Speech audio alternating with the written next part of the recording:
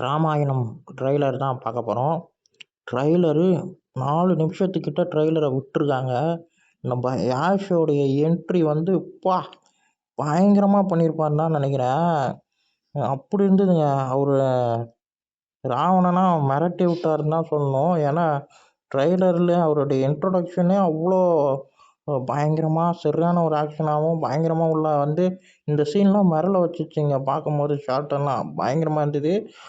இது கூட பயங்கரமாக இருந்ததுங்க. லாஸ்ட்டாக முடியும் போது ட்ரெய்லரு அதுக்கு அப்படியே நம்ம ரன்பீரை பார்க்கும்போது அப்படியே அமைதியாக சாந்தமாக அப்படியே இப்போ ராமனாக பண்ணும்போது அது ஒரு வெர்ஷனில் போகுது, இங்கே ஒரு வெர்ஷனில் போகுது.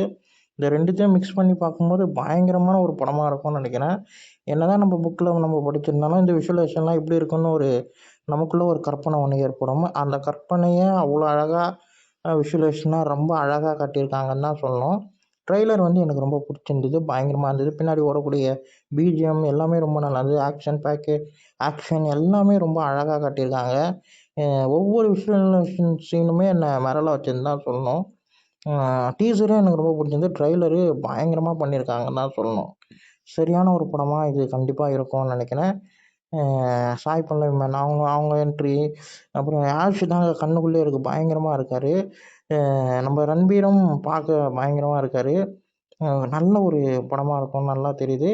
லைக் பண்ணுங்கள், ஷேர் பண்ணுங்கள், மறக்காமல் சேனலை சப்ஸ்கிரைப் பண்ணுங்கள். பாய்.